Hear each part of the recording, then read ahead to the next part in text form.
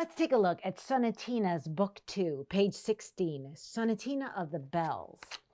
This wonderful sonatina was written by a woman composer who's still alive today, Peggy Odell. She lives in California. And this particular movement is called Bells in a Dream.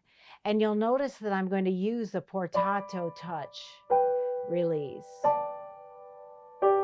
So I slowly drop to the bottom of the keys. I shift my weight as I shift from 1/5 to one other 6 interval, or vice versa.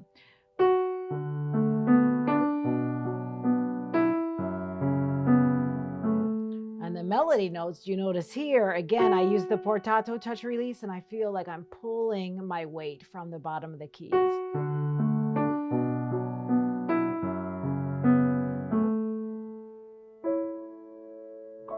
And I'm going to play the entire piece so you get the feeling of that sound and the touch of Portato.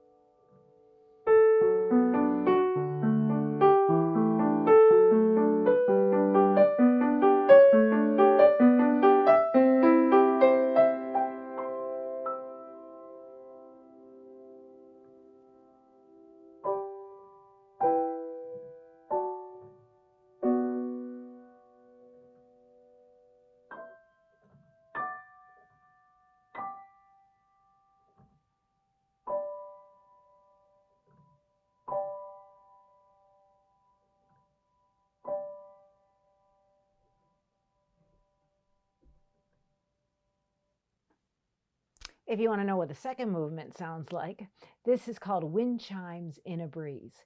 There are some non-traditional notation where the student sees 16th notes that start from nothing, and then it looks like a crescendo sign, but it is 16th notes. And that means that the student can make an accelerando through that measure.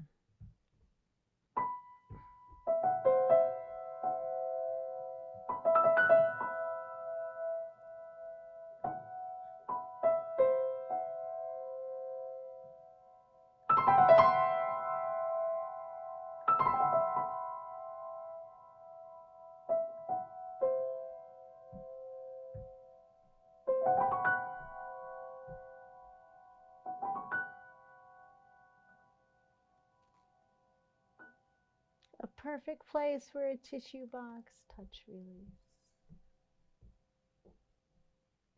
The third movement of the sonatina is called the handbell choir, and you'll notice that I use 2 marvelous Portato touch releases at the very end of the movement.